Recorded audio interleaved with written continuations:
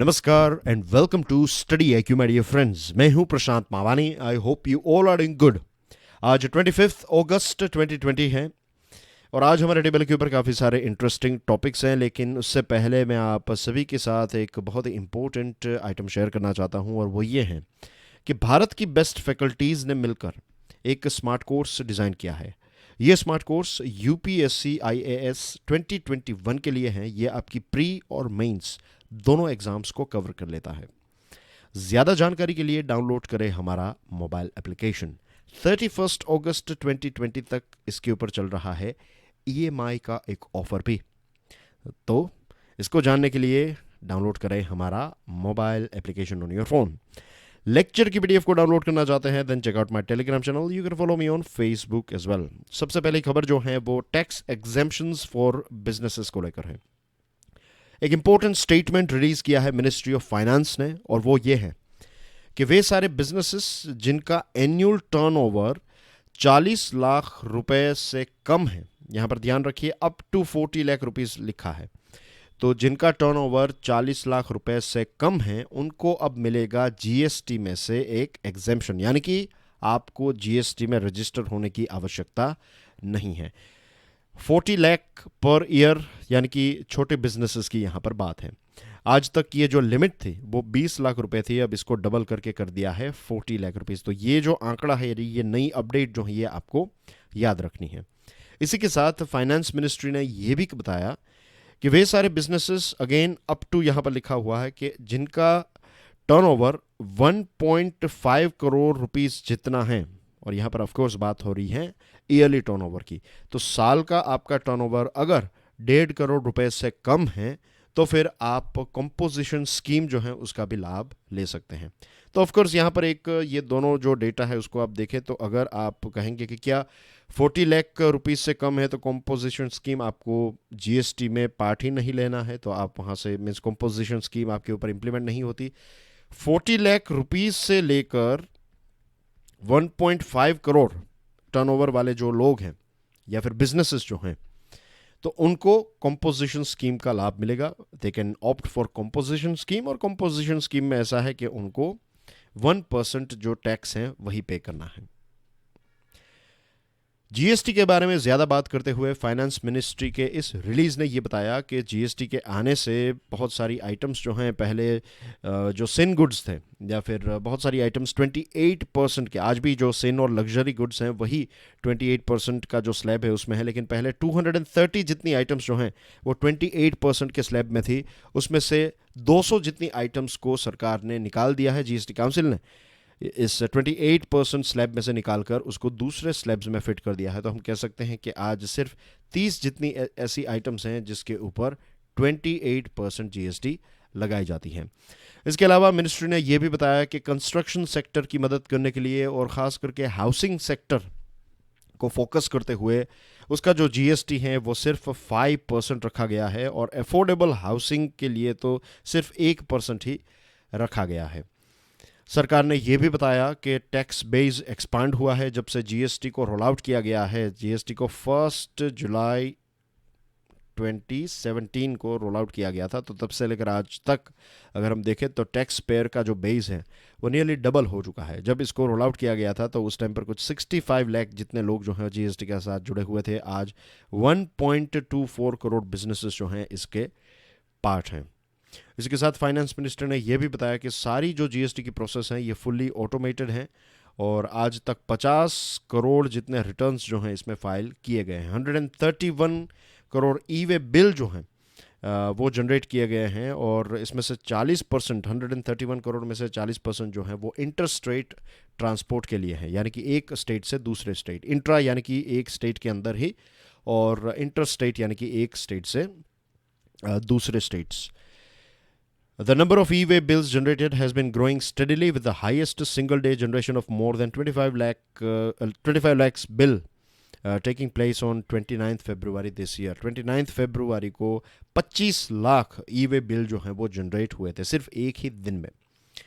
आगे बढ़े उससे पहले डियर फ्रेंड्स, स्टडी आईक्यू की चैनल को अगर आपने सब्सक्राइब नहीं किया है तो अभी प्रेस कीजिए सब्सक्राइब का बटन। अगर आपने प्रेस कर दिया है तो 3 और स्टूडेंट्स को स्टडी आईक्यू के बारे में ज़रूर बताइएगा। इस लेक्चर को दूसरे स्टूडेंट्स के साथ तो शेयर करें। वीडियो पसंद आता है then hit the like button. एक बहुत ही इंटरेस्टिंग डेवलपमेंट हुई है इंटरनेशनल लेवल के ऊपर।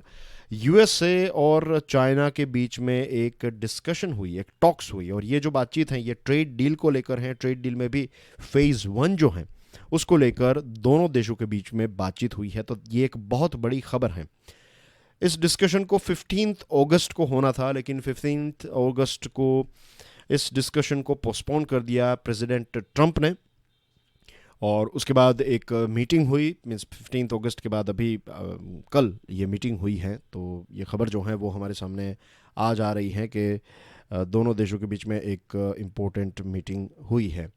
और यूएसए के जो ट्रेड रिप्रेजेंटेटिव हैं उनका कहना यह है कि both sides show progress and are committed to the agreement, कि दोनों साइड्स जो हैं उन्होंने कुछ प्रोग्रेस देखा और दोनों जो हैं वो कमिटेड हैं एग्रीमेंट को आगे बढ़ाने के लिए। यूएसए ने अपनी तरफ से क्लियरली बताया है कि एक तो जो आप इंटेलेक्चुअल प्रॉपर्टी राइट्स हैं उनको प्रोटेक्ट कीजिए, इसी के साथ जो आप फोर्स्ड टेक्नोलॉजी ट्रांसफ़र की कंडीशंस रखते हैं तो ये एलिमिनेट कीजिए, और अमेरिकन कंपनीज जो हैं उनको फाइनेंशियल सर्विसेज और एग्रीकल्चर के बिजनेस में और ज़्यादा परमिशन मिलनी चाहिए और ज़्यादा इनको प्रोत्साहन मिलना चाहिए। ये बात बताई है यूएसए ने। एक चीज़ जो चाइना जानता है वो ये है कि फ़िलहाल यूएसए में इलेक्शन का माहौल है और मिस्टर ट्रंप जो हैं वो ये प्रूव करना चाहते हैं कि अगर चाइना को कोई कंट्रोल कर सकता है तो वो है ट्रंप एडमिनिस्ट्रेशन। कि चाइना बातचीत के लिए भी आता है, चाइना के टॉक्स को डिले कर देना, उनको ये बताना कि हमें क्या क्या चाहिए, ये सारी चीज़ें। तो इस प्रकार का एक प्रोजेक्शन वो करना चाहते हैं, क्योंकि 3 नवंबर 2020 को यूएसए के प्रेसिडेंशियल इलेक्शंस होने वाले हैं। और जो बिडेन है तो बिडेन भी ये प्रूव करना, मीन्स बिडेन को बेइजिंग बिडेन कहा जाता है मिस्टर ट्रंप के द्वारा। ऑफ कोर्स उनकी पार्टी जो है उनके द्वारा ये पॉलिटिकल बातचीत चलती रहती है। अब चाइना की कंपनीज जो हैं उनका कहना है कि उनको पता है कि मिस्टर ट्रंप रिपीट हो या फिर ये जो बिडेन है उनकी सरकार बने, चाइना की कंपनी के ऊपर प्रेशर जो है वो बंद नहीं होगा। ये चाइना को प्रेशर करते ही रहेंगे, राइट, क्योंकि बहुत सारी चीज़ें दोनों देशों के बीच में सॉर्ट आउट होनी अभी बाकी है। लेकिन बीजिंग जो यानी कि चाइना जो है वो ये सारी डेवलपमेंट्स को अच्छी तरीके से ऑब्जर्व कर रहा है। तो मोस्ट इंपॉर्टेंट चीज़ जो आपको ध्यान में रखनी है वो ये है कि चाइनीज़ कंपनीज़ को भी पता है कि चाहे मिस्टर ट्रंप आए चाहे बिडेन आए, प्रेशर वॉन्ट स्टॉप, राइट। ये एक पॉइंट आपको ध्यान में रखना है। फिर CII के द्वारा एक फंक्शन ऑर्गेनाइज किया गया था और इस फंक्शन को एड्रेस करते हुए फाइनेंस मिनिस्टर निर्मला सीतारमन जी ने यह बताया कि ये जो कोविड-19 की सिचुएशन है ये एक अपॉर्चुनिटी प्रोवाइड करती है बिजनेसेस को, गवर्नमेंट को, रेगुलेटर्स को, कि हम एक दूसरे के साथ कोऑपरेट करें। हम एग्जाम्पलरी यानी कि एक एग्जाम्पल सेट करने वाला कोऑपरेशन जो है इसको एस्टैब्लिश करें। और इसके साथ उन्होंने ये भी बताया कि सरकार ने जितनी भी अनाउंसमेंट की, ये कोविड-19 के फेज़ में जो भी अनाउंसमेंट सरकार ने की है, ये सारी की सारी अनाउंसमेंट में सिर्फ ऐसा नहीं है कि सरकार ने पैसे डिस्ट्रीब्यूट किए या फिर कुछ चेंजेस किए। सरकार ने रिफॉर्म के साथ साथ खास करके स्ट्रक्चरल रिफॉर्म्स जो हैं उसका कंपोनेंट आपको हर एक अनाउंसमेंट में देखने को मिलेगा, ऐसा निर्मला सीतारमन जी ने इस कॉन्फ्रेंस को एड्रेस करते हुए कहा है। उन्होंने ये भी बताया कि सरकार जो है वो इंडस्ट्री के पास जाती थी और इंडस्ट्री को पूछती थी कि आपको क्या क्या चीज़ें चाहिए, क्या कंसर्न्स हैं, क्या पॉजिटिव हैं, क्या नेगेटिव्स हैं। सारी चीज़ों को स्टडी करने के बाद भारत सरकार ने रिफॉर्म्स जो हैं उनको इंजेक्ट किया है। उन्होंने ये भी बताया कि डिसइन्वेस्टमेंट का जो प्लान है उसको जल्द से जल्द इम्प्लीमेंट करने की कोशिश कर रही है सरकार।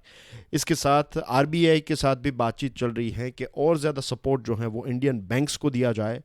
उन्होंने ये भी माना कि tourism sector, real estate, hospitality, airlines, ये कुछ ऐसे बिजनेसेस हैं जिनको कोविड-19 की बहुत ही नेगेटिव इम्पैक्ट हुई है। और उन्होंने ये भी बताया कि कुछ ऐसे क्यूरेटिव स्टेप्स भी उठाए जा रहे हैं जिससे हॉस्पिटैलिटी यानी कि ट्रैवलिंग और ये जो होटल का बिजनेस है, तो ये उसमें टूरिज़्म एंड ट्रैवल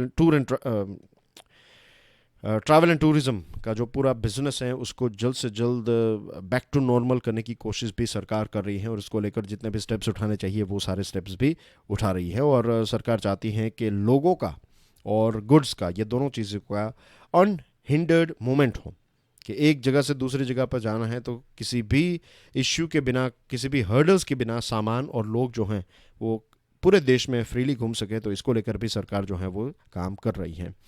फिर ई असेसमेंट स्कीम, अभी कुछ टाइम पहले की बात है, कुछ टाइम यानी कि 15 अगस्त 2020 की बात है, जब प्राइम मिनिस्टर नरेंद्र मोदी साहब ने ये फेसलेस ई असेसमेंट स्कीम के बारे में देश को एड्रेस किया, और इसके ऊपर एक्सपर्ट्स का कहना ये है कि ये एक बहुत बड़ा गेम चेंजर होगा।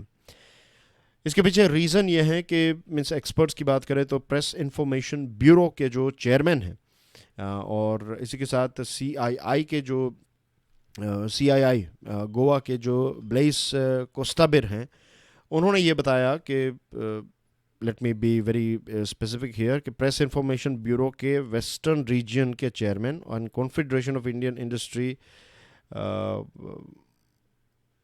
माफ़ कीजिएगा, मैं यहाँ पर मैंने एक छोटी सी गलती की, I am repeating my self, मैं कन्फ्यूजन नहीं चाहता यहाँ पर, कि ये जो वेबिनार हैं, वेबिनार ऑर्गेनाइज्ड किया गया था by Press Information Bureau Western Region, और ये जो सीआईआई के चेयरमैन हैं गोवा में ब्लेज कोस्टाबिर, तो उन्होंने ये बताया है कि एनोनोमियस nature of the process will discourage high-pitched assessments and will lead to objective, fair and just assessment orders which can be finalized quicker. Anonymous nature, इसका मतलब यह है कि आपका नाम जो है, मोस्ट इंपॉर्टेंट चीज़ ये है, किसने क्या कहा that's not important, the most important thing that we have to understand, examination के लिए इंपॉर्टेंट क्या है कि अगर आप टैक्स फाइल करते हैं और अगर कोई ऑफिसर जो है उसको एसेस करेगा, कि देखेगा कि भाई इसमें आपने क्या क्या चीज़ें की है, तो उसके पास आपका नाम जो है वो नहीं होगा, आपका एड्रेस जो है वो नहीं होगा, आपकी सिर्फ ये सारी पर्सनल डिटेल्स नहीं होगी, आपकी जो फाइनेंशियल डिटेल्स हैं, राइट, वो सारी चीज़ें उसके पास होगी, आपने कितने पैसे कमाए हैं, कितने पैसे खर्च किए हैं, आउट गोइंग इनकमिंग, ये सारी चीज़ें जो भी डिटेल्स आपने दी है वो होगी। तो अब उनको पता ही नहीं है आप कहाँ पर रहते हैं, आपका नाम क्या है, आप क्या कर रहे हैं, तो सिर्फ डेटा ही है उनके पास, आंकड़े हैं और उनके सामने नाम है कि कार आपने ख़रीदी, उसका इंस्टॉलमेंट इतना, ये वो बैंक स्टेटमेंट, ये सारी चीज़ें मीन्स इस प्रकार से चीज़ें जाएगी उनके पास जब आप अपलोड करेंगे फाइल्स को। तो इससे मेन चीज़ ये होगी कि आपके साथ आपके ऊपर कोई ऐसे ही आपको डराने के लिए कोई चीज़ नहीं कर पाएगा। दूसरी चीज़, लोकल लेवल पर अगर मीन्स कोई ऑफिसर जो है वो आपका डेटा चेक नहीं करेगा, तो आपको ऐसे बुलाना कि चलिए ऑफिस में आ जाइए, आपसे कुछ बात करनी थी, ऐसी नोटिस जो हैं, ऐसी जो ये बुलाने की जो बात होती है, ये लोगों को आतंकित कर देती है। लोग डर जाते थे और डरते हैं भी, आज भी डरते हैं कि जब भी किसी को आईटी ऑफिस में स्क्रूटिनी के लिए बुलाया जाता है तो सिर्फ प्रश्न पूछने के लिए बुलाया जाता है, लेकिन लोग इतने डर जाते हैं और ये डर जो है इसका फिर दुरुपयोग भी किया जाता है और इससे सिस्टमेटिक करप्शन और ये सारी चीज़ें भी होती थी। तो लेट्स होप के एक्सपर्ट्स का कहना यह है कि अब ऑब्जेक्टिव तरीके से, फेयर तरीके से और जस्ट तरीके से प्रॉपर असेसमेंट किया जाएगा। He added that technology intervention in the faceless system will also help to build trust within industry and wealth creators. कि अगर आपका टैक्स आपने राइट तरीके से सारी चीज़ें फिलअप की हैं और भेजा है, तो फिर आपके साथ मीन्स आपका असेसमेंट जो है वो भी ट्रांसपेरेंट तरीके से होगा, क्योंकि अब सॉफ्टवेयर और इसका इस्तेमाल किया जाएगा, तो इससे लोगों का ट्रस्ट भी इंक्रीज़ होगा, उनको परेशानी नहीं होगी।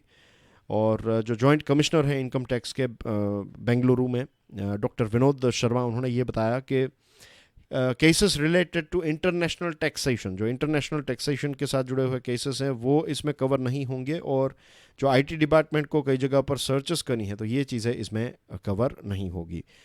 पीएनबी के जो हेड हैं, उनका नाम मैनेजिंग डायरेक्टर और सीईओ हैं एसएस मल्लिकार्जुन राव, तो मल्लिकार्जुन राव साहब ने ये बताया है, मिस्टर राव यहाँ पर मैं लिख देता हूँ, ओके, तो ही इज़ मिस्टर राव। तो मिस्टर राव ने ये बताया, पंजाब नेशनल बैंक के मैनेजिंग डायरेक्टर, एमडी और सीईओ हैं, उन्होंने ये बताया कि जो लोन के ऊपर मोराटोरियम दिया गया है 31 अगस्त तक, इस मोराटोरियम को और ज़्यादा एक्सटेंड करने की आवश्यकता नहीं है, क्योंकि ऑलरेडी ग्रीन शूट्स मार्केट में, इकोनॉमी में हमें नज़र आ रहे हैं। और ऐसा ही व्यू दिया है एचडीएफसी चेयरमैन दीपक पारेख साहब ने, और एसबीआई के चेयरमैन रजनीश कुमार, और सीआईआई के जो प्रेसिडेंट हैं उदय कोटक, उन्होंने भी यही चीज़ बताई। उन्होंने ये बताया कि बहुत सारे ऐसे भी लोग हैं जो इस फैसिलिटी का, इस मोराटोरियम का गलत इस्तेमाल कर रहे हैं। उनके पास पैसे होने के बावजूद भी वो टाइम पर पैसे पे नहीं कर रहे हैं। तो ऐसे लोगों की वजह से जो जेन्युइनली जिनको इसकी आवश्यकता है उनको भी इसका लाभ फिर नहीं मिलता है। आरबीआई ने स्टार्टिंग में इस ये 3 महीने के लिए किया था और फिर पता चला कि और 3 महीने की आवश्यकता है, तो 31 अगस्त तक मोराटोरियम को एक्सटेंड किया गया है। और मई तक स्टार्टिंग में था और अगस्त तक इसको एक्सटेंड किया गया है। अब इसको एक्सटेंड नहीं करना चाहिए, ऐसा टॉप बैंकर्स का कहना है। And that's basically everything in today's discussion. Thank you very much for watching this video. God bless you all. Jai Hind.